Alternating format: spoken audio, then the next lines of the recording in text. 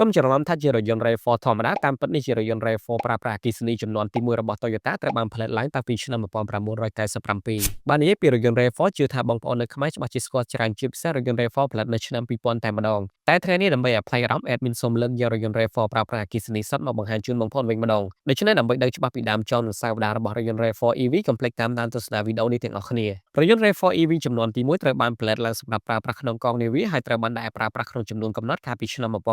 1997លុះចូលមកដល់ឆ្នាំ2001ទើបម្ចាស់អាជីវកម្មស្ថាប័នរដ្ឋឬអង្គភាពផ្គត់ផ្គង់អគ្គិសនីអាចជួលរថយន្តនេះបានក្នុងចំណោមម្នាក់មួយគ្រឿងឬពីរគ្រឿងលុះចូលមកដល់ឆ្នាំ2003ក្រុមហ៊ុន Toyota បានសម្រេចដាក់លក់រថយន្ត RAV4 EV ចំនួន328គ្រឿងទៅកាន់សាធារណជនពេលនោះហើយកម្មវិធីដាក់លក់ត្រូវបានបញ្ចប់ទោះបីជាមានបញ្ជីឈ្មោះអតិថិជនរងចាំទិញយ៉ាងច្រើនក៏ដោយសរុបជារួមរថយន្តប្រហែល1900គ្រឿងត្រូវបានដាក់លក់ឬដាក់ឲ្យជួលរហូតដល់ឆ្នាំ2003ក្នុងនោះរថយន្តប្រហែល1500គ្រឿងត្រូវបានដាក់លក់នៅក្នុងរដ្ឋ California ដើម្បីបំពេញតាមបទបញ្ជារបស់រដ្ឋស្តីពីរថយន្តគ្មានបំភីផ្សែងឧស្ម័ននិងរថយន្ត400គ្រឿងទៀតត្រូវដាក់លក់ក្នុងប្រទេសជប៉ុនបាននិយាយពីរូបរាងខាងក្រៅរបស់រថយន្ត RAV4 EV មានរូបរាងស្រដៀងគ្នាខ្លាំងទៅនឹងរថយន្តប្រភេទប្រើប្រាស់ម៉ាស៊ីនចំហាយខានក្នុង IC ប៉ុន្តែរថយន្តប្រភេទអគ្គិសនីនេះវាគ្មានអំពង់ស៊ីម៉ាំងទេហើយវាមានល្បឿនអតិបរមាត្រត្រឹមតែ126គីឡូម៉ែត្រក្នុង1ម៉ោងចំពោះរថយន្ត RAV4 EV នេះត្រូវបានបំពាក់មកជាមួយអាគុយ Nickel Metal Hydride ទំហំ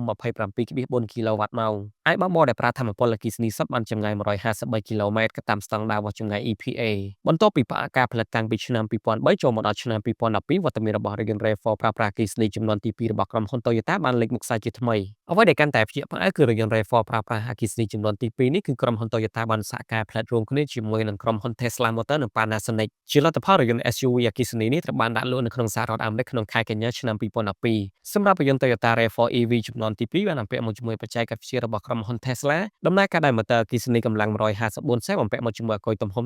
41.8គីឡូវ៉ាត់ម៉ោងអាចបើកបរបានចម្ងាយប្រហែល160គីឡូម៉ែត្រនិងអាចចុះស្ទុះពីកង់ទ0ដល់100គីឡូម៉ែត្រប្រើពេលត្រឹមតែ7វិនាទីជាមួយមុខងារ Sport Mode ទោះបីជាយ៉ាងណាក៏ដោយជាថ្មីម្ដងទៀតរថយន្ត RAV4 ប្រើប្រាស់អគ្គិសនីត្រូវបានបញ្ឈប់ការផលិតនៅក្នុងឆ្នាំ2014ដែលបច្ចុប្បន្ន Toyota បានងាកមកផ្ដោតលើរថយន្ត RAV4 ប្រភេទ Hybrid និង Plug-in Hybrid វិញម្ដងចំពោះមូលហេតុដែលក្រុមហ៊ុន Toyota បានបញ្ឈប់ការផលិតរថយន្ត RAV4 EV ដោយសារការបញ្ចប់ភាពជាដៃគូជាមួយនឹងក្រុមហ៊ុន Tesla ការផ្លាស់ប្ដូរបទបញ្ញត្តិថ្មីរបស់រដ្ឋ California ដែលងាកទៅគាំទ្ររថយន្តប្រភេទ Hybrid និងដោយសារតម្លៃផលិតខ្ពស់រួមទាំងការចាប់អារម្មណ៍និងមានកម្រិតលើរថយន្តអគ្គិសនីនៅពេលនោះជាមួយកត្តាទាំងអស់នេះហើយជំរុញឲ្យពួកគេងាកទៅផ្ដោតលើរថយន្តប្រភេទ Hybrid ហើយសម្រាប់រថយន្តប្រភេទ Hybrid ដែលពួកគេទទួលបានជោគជ័យខ្លាំងគឺរថយន្ត Toyota Prius